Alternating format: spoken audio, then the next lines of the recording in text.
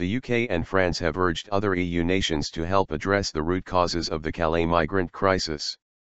In the Sunday Telegraph, Home Secretary Theresa May and her French counterpart Bernard Cazeneuve said it was part of a global migration crisis. Migrants in Calais are making nightly bids to cross the channel, leading to delays on cross-channel services. Meanwhile, the Home Office said support could end for failed asylum seekers, to discourage illegal migration. Bolstered security measures planned for around the French end of the Channel Tunnel, which include more CCTV surveillance, French police reinforcements and extra fencing, were agreed between Prime Minister David Cameron and President Francois Hollande on Friday. There have been thousands of attempts by migrants to access the Eurotunnel terminal in the last week.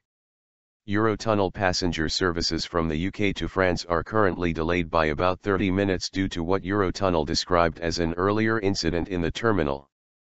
There is no delay to passenger services from the French side. Freight journeys from France were earlier delayed but are now operating to schedule. Tougher action.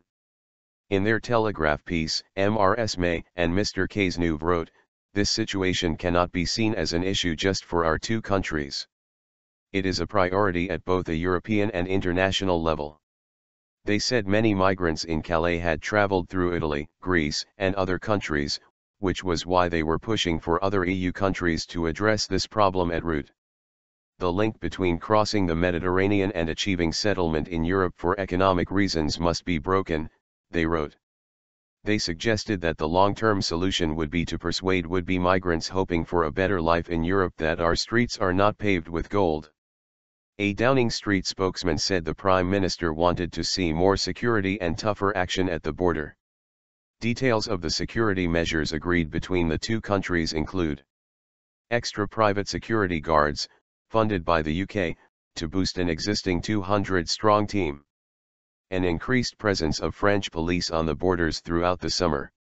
Additional fencing, funded by the UK, to be installed around the Eurotunnel perimeter as required, with higher boundaries and extra layers where necessary and a large metal barrier to protect Eurotunnel platforms.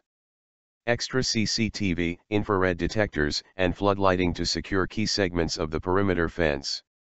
The Number 10 spokesman added, "On top of that, we want to help those being affected by the disruption, including securing additional parking zones in Kent to reduce the impact on local residents and businesses."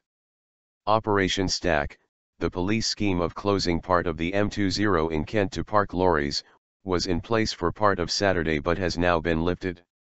Immigration Minister James Brokenshire said rules could be changed to remove taxpayer support for more than 10,000 failed asylum seekers living in the UK with their families. In the UK, migrants can obtain accommodation and a support allowance worth £36 a week from the moment they claim asylum. This is withdrawn from individuals whose application fails, but failed asylum seekers with families continue to receive support. Mr. Brokenshire said, "I want to introduce new rules to support those who genuinely need it, but send out a very clear message to those who seek to exploit the system that Britain is not a soft touch on asylum." Shadow Immigration Minister David Hanson said the government needed to put diplomatic pressure on the French government to assess migrants in Calais to determine if they had proper asylum seeker or refugee status or were in the country illegally.